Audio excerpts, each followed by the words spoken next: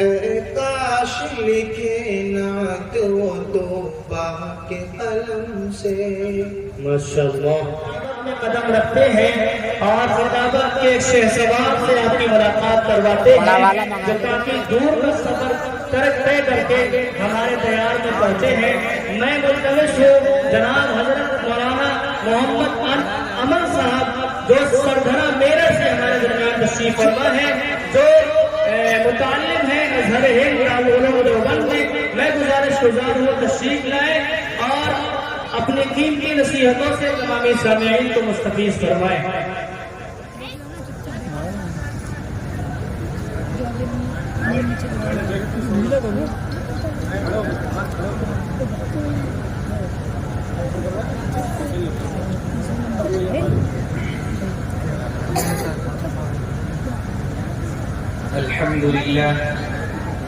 الحمد لله رب العالمين، والصلاة والسلام على سيد الأنبياء والمرسلين وعلى آله وأصحابه أجمعين. أما بعد، فأعوذ بالله من الشيطان الرجيم. بسم الله الرحمن الرحيم. إنما يخشى الله من عباده العلماء. وقال النبي صلى الله عليه وسلم: العلماء ورثة الأنبياء. صدق الله العظيم.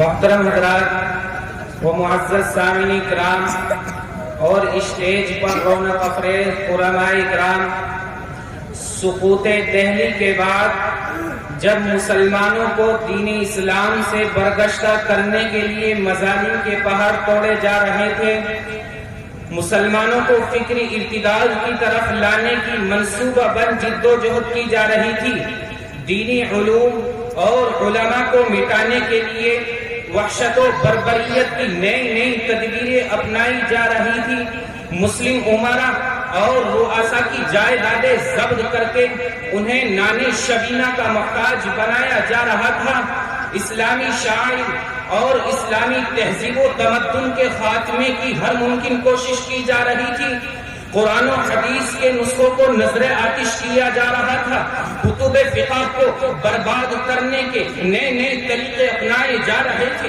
الغرض یوں معلوم ہو رہا تھا کہ جیسے یقین علی الناس زمان الصابر فیہ علی دینہ کالقابض علی الجمر کا منظر نگاہوں کے سامنے ہے. اسی پر بس نہیں بلکہ ہندوستان سے اسلام کو ختم کر کے عیسائیت کا پرچم لہرانے اور مسلم بچوں کو عیسائیت کے رنگ میں رنگنے کے لیے لارڈ میکالے نے اپنا نظریہ ان الفاظ میں پیش کیا کہ ہمیں ایک ایسی جماعت بنانی چاہیے جو ہم میں اور ہماری کروڑوں رعایا کے درمیان مترجم ہو، خون اور رنگ کے اعتبار سے تو ہندوستانی ہو لیکن سمجھ اور رائے، الفاظ اور فکر کے اعتبار سے انگریز ہو. سامعین ذی وقار، ہندوستان ان کربناک حالات سے گزر رہا تھا کہ چند اہلکا اور دینی غیرت و حمیت کے مجسم ہستیاں عاشقان شریعت و سنت اور شیدائیہ نے دین اسلام پہ اٹھے اور سر جوڑ کر بیٹھے، غور و فکر کیا تو خداوند قدوس نے ان کے دل و دماغ میں اسلامی قلعوں کے قیام کی تدبیر ڈالی اور دارالعلوم دیوبند ان مدارس کا نقطۂ آغاز قرار پایا. بس کیا کہا، پورے ملک میں قیام مدارس کی تحریک چھڑ گئی، بستی بستی قریہ قریہ ان مدارس کا جال پھیلایا جانے لگا اور آج ملک کا کوئی ایسا گوشہ نہیں جہاں ان مدارس و مکاتب کے جال نہ پھیلے ہوں. پھر ان مدارس و مکاتب نے وہ کارنامے انجام دیے کہ لارڈ میکالے کے نظریے کو یکسر مسترد کر کے رکھ دیا. چنانچہ بقول حکیم الاسلام حضرت مولانا قاری طیب صاحب رحمۃ اللہ علیہ قیام مدارس کے ذریعے ان اکابر نے لارڈ میکالے کا جواب ان الفاظ میں دیا کہ ہماری تعلیم کا مقصد ایسے نو نہالوں کو تیار کرنا ہے جو رنگ و نسل کے اعتبار سے تو ہندوستانی ہو لیکن مذاق رائے اور فکر و سمجھ کے اعتبار سے اسلامی اور عربستانی ہو. محترم حضرات،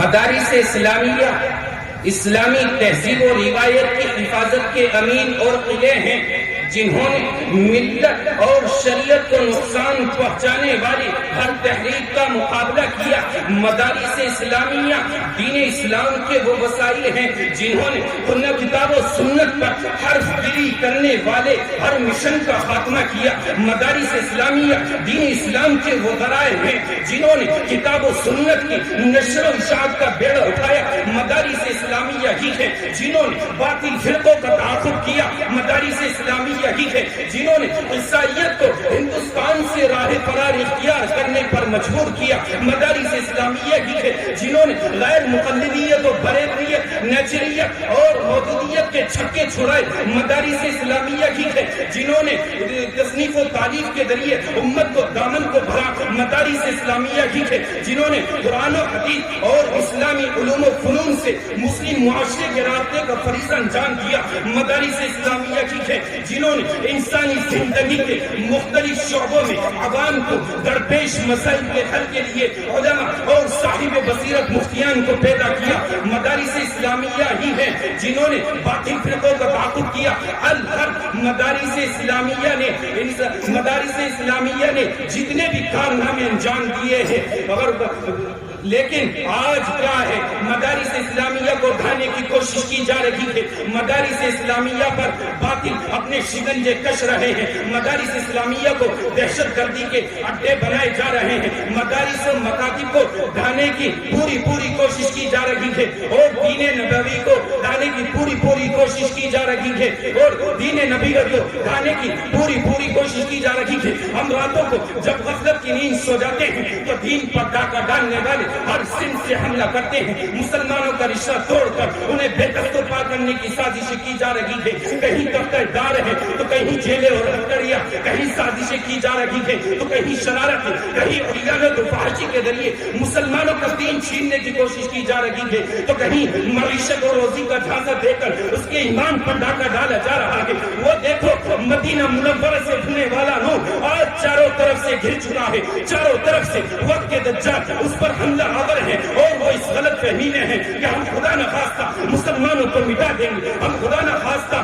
نبی کے دین کو مٹا دیں گے، ہم خدا نہ خواستہ نبی کے اسلام کو مٹا دیں گے۔ کہیں اسلحہ کے زور پر یہ بدماشی رچائی جا رہی ہے، تو کہیں سازش اور فتنے کے ذریعے سے اپنا رعب دکھانے کی کوشش کی جا رہی ہے۔ فلسطین کی طرف دیکھتے ہیں تو عورتوں کو بیوہ اور بچوں کو یتیم کیا جا رہا ہے۔ اسپین کی طرف دیکھتے ہیں ہمیں مارا جا رہا ہے۔ ہندوستان کی طرف دیکھتے ہیں ہمیں کاٹا جا رہا ہے۔ برطانیہ کی طرف دیکھتے ہیں ہمیں جلایا جا رہا ہے۔ یہ ساری چیزیں بھی طرف، ان سب سے بڑھ کر یہ کہ ہمارا رشتہ محمد عربی صلی اللہ علیہ وسلم سے کاٹنے کی کوشش کی جا رہی ہے۔ ہمارا رشتہ صدیق اکبر اور فاروق اعظم سے کاٹنے کی کوشش کی جا رہی ہے۔ ہمیں مجبور کیا جا رہا ہے کہ ہم واشنگٹن کو سجدہ کریں، ہم نیو یارک کو سجدہ کریں، ہم کس کو قبلہ بنائیں۔ ہمیں سمجھایا جا رہا ہے کہ ماضی کی طرف دیکھنا چھوڑ دو اور مستقبل کی طرف دیکھو۔ تو ہمیں ہمارے ماضی کی کوشش کرنے والے شاید خوشیوں کو جشن منا رہے ہیں، لہذا دشمن اسلام کے پیٹ میں مروڑ پڑی ہے۔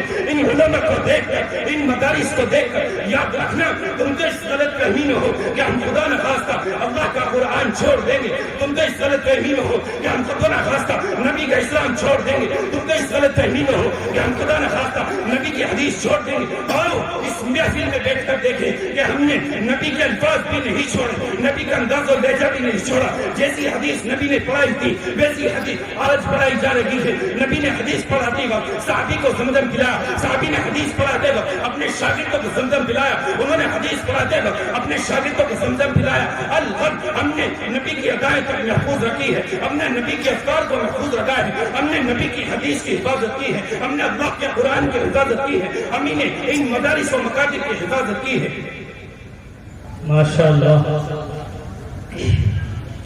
سامعین ذی وقار، لیکن آج پھر ایک بار جبکہ ملک عجیب صورت و حال سے دوچار ہیں اور ان مدارس و مکاتب کی ڈھانے کی کوشش کی جا رہی ہے. ہمیں ضرورت ہے اس بات کی کہ ہم مدارس میں اپنے بچوں کو داخل کر کے ان مدارس و مکاتب کا محافظ بنائیں. ہم مدارس میں اپنے بچوں کو داخل کر کے قرآن کا محافظ بنائیں, نبی کی حدیث کی حفاظت کرنے والا بنائیں. ہمیں ضرورت ہے اس بات کی کہ ہم اپنے بچوں کو مدارس میں داخل کر کے باطل کا سامنا کرنے والا بنائیں. ہمیں ضرورت ہے اس بات کی کہ ہم ان مدارس و مکاتب میں اپنے بچوں کو داخل کر کے نبی کے دین کی حفاظت کرنے والا بنائیں. دعا کریں کہ اللہ پاک ان مدارس و مکاتب کی حفاظت فرمائے. آمین. وآخر دعوانا الحمدللہ. ماشاءاللہ